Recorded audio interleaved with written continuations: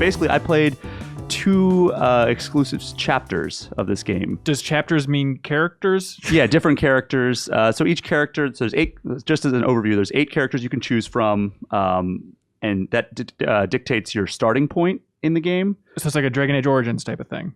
Sure. Okay. So you can choose, and that Sure, he says, having no idea what. Yeah, I'm not a Joe, Dragon Age from fan. what you know about the game, does that seem right? Is that a good analogy or not?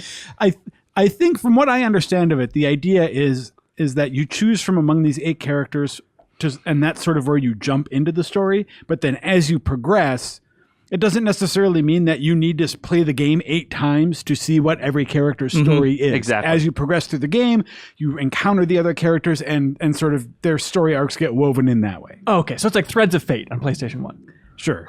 Okay. Got it. Okay, so which characters were you playing as? I played as Hannet, which is a hunter, and I played as Alphen, an apothecary. Those sound dynamic. Yes. So there are 8 different classes for the 8 characters, and in the demo that people played, I think it was last fall it hit on Switch, you played as the warrior and the dancer. Yeah. And all the classes play really differently. So like Hannet, she can capture beasts with her sword, and then you can summon them in battle. So like I was capturing like eagles and wolves and having them fight for me. It was pretty cool because they all bring like their separate elements, and every character or every enemy has like different vulnerabilities. So like if you don't have a character who has like a sword attack, you could possibly capture something that has like that sword element to it. Because it's not just like wildlife that you're capturing; it's other enemies as well. And humans. Yeah. Oh, fun. No, really? I don't know. Actually, I didn't have. Sure. I was going to say sure to everything. I'm not sure. I was trying to make a joke out of slavery. Anyways, I'm sorry. Other Yeah, characters can bring other like NPCs along with them. Like Primrose can use Allure. She was the dancer, and she can actually bring other characters into battle. And then there's other, like you can hire mercenaries as another character. Okay, this game is interesting. If you have not seen this, it's Nintendo Switch exclusive from Square. We've talked about it before on the show, but you should look up gameplay footage for this thing because it has a 16-bit tilt shift, shallow depth of field, bizarre, funky look. It's dreamlike is the way I described it. Kind of like cardboard cutout-y, except good cardboard. Yeah, Joe is like a huge 16-bit JRPG fan. Is this scratching a big old itch? Ugh. Yeah. It's that one you always have on your back you can never quite reach and get your buddy Brian Shea to scratch it for you? Even when he can reach it. I think that's part of what makes the visual styles for me like so interesting about it is that it definitely has that retro look, but at the same time the sort of, I don't know, it's almost like a diorama or something. Yeah.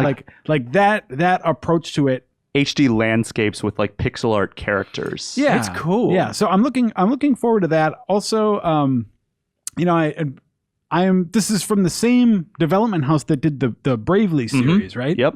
Oh, interesting. So, okay. And I know that those series definitely have a hardcore following. They were like the previous games. One of the things I'm this like framework, the story framework has me excited about is maybe like decreasing a little bit on the grindy elements. That was the thing about Bravely Default that never quite. But couldn't you also like skip grind? There was some weird flexibility when it came to random battles in that game, I thought. I can't remember exactly what the details were. But yeah. So less grindy overall? It's more story focused? It's not necessarily grindy. It was like in Bravely Default, you were like doing the same, like basically going through the same story loop multiple times. Right. So it seems like with the way that this story is set up, that's what has me the most excited about it, I think, is just the idea of like, like slowly amassing these characters and learning about them and seeing sort of where the different threads go without it like looping back on itself. And so far, they all seem like they're really personal, like tales that you're just kind of helping them out with. Like one person's like seeking revenge for her father's murder, and the other person is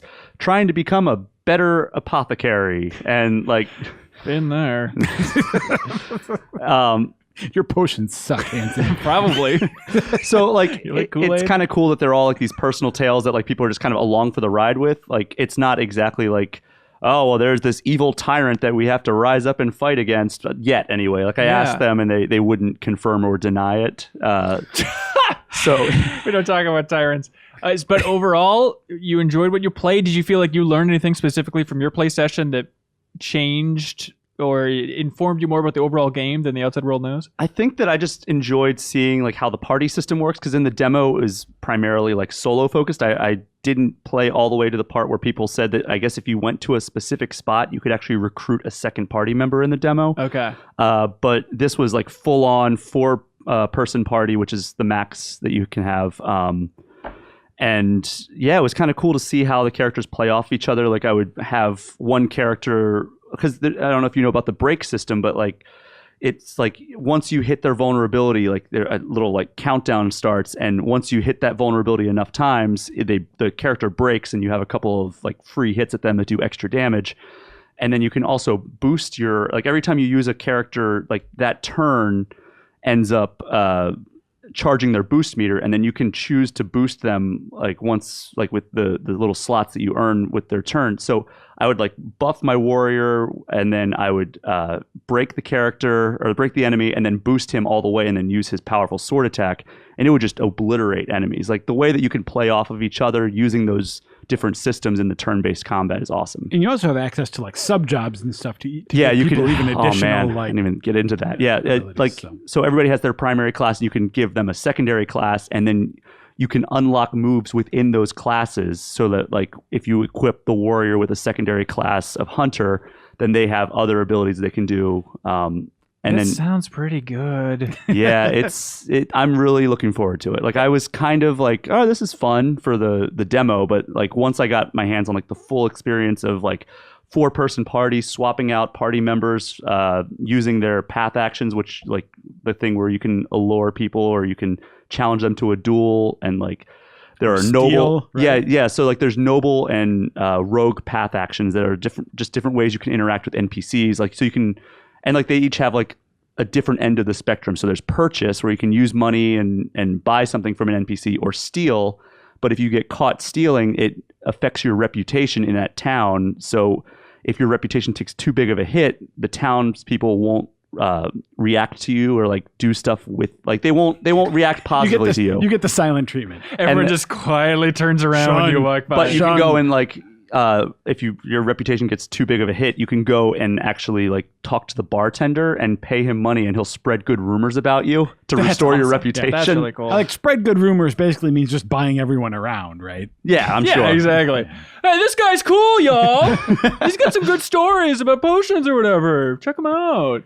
That's cool. Did you also learn something about?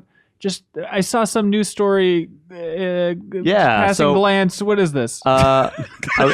Wait, do your research, Hanson. It said something like Square Enix is going all in on Switch. Yada yada yada. Yeah. So I talked to the team at Square Enix and Acquire, which is the Bravely team, and they had mentioned something kind of in passing that they had, and starting in April of this year, their team became like a full-on division devoted to developing games for Switch. Like full BD within Square, as they call it? I don't know how big of a team it is, but like they're like, hey, we are committed to making more games for Switch. And I asked them, like, they're like, oh, well, if Octopath does well, you can expect to see other games on Switch. And I asked, like, all right, well, are you already making these games, or are you waiting to see how Octopath does? And they were like, well, we are already, like, there are already multiple games in development for Switch. Oh, so how do you say 9? Septa? No, that's 5. What would the Octopath sequel be called, Joe? Ninopath. Yeah, like Nanopath, I think. Is that what it is? Okay. Wait, so other divisions then, or just they're prepared to make Switch games for a while? That division is apparently working on multiple Switch games. That's very exciting. And the way he said it, like, was if you enjoy games like Octopath Traveler, pick up a Switch. So that leads me to believe it's going to be more like kind of old school RPGs. I think this game's going to do really well. I kind of feel bad for Tokyo RPG Factory. That's exactly what I was thinking. They were being held up as like the old school RPG designers. They've had 2 at-bats. They're batting about 500. It's so sad. That's like what are those games called, Joe? I Am Setsuna and Lost Sphere. Thank you. Yeah. Lost Sphere, that came out this year, right? I don't remember. Man, I think it did. I've never heard a single person talk about it. Yeah, I Am Setsuna had like a little bit of buzz around it, but Lost Sphere, I completely forgot existed. It's so sad. I reviewed, like I finished I Am Setsuna, and then when I saw that Lost Sphere the general consensus was like, it didn't really raise the bar in all the ways that should have been raised. Then I was like, then I think I'll pass on. I started I Am Setsuna, and that writing was just so boring. And I love a good JRPG, but it just felt so banal. I just couldn't do it. But there is that audience that, like, I would love to play more JRPGs on my Switch. And I think this is really going to... I mean, it's the perfect platform for it. Like, I love playing JRPGs on my Vita, so the Switch is just a step up from that. So that's awesome. Right. That was just a clip from a larger show called The Game Informer Show. You can find it on iTunes, Google Play, or GameInformer.com. We take the fun opportunities and exclusive information from Game Informer magazine and boil it into a show that airs every Thursday with exclusive cover story information, developer interviews, a lot of fun stuff. So come love games with us.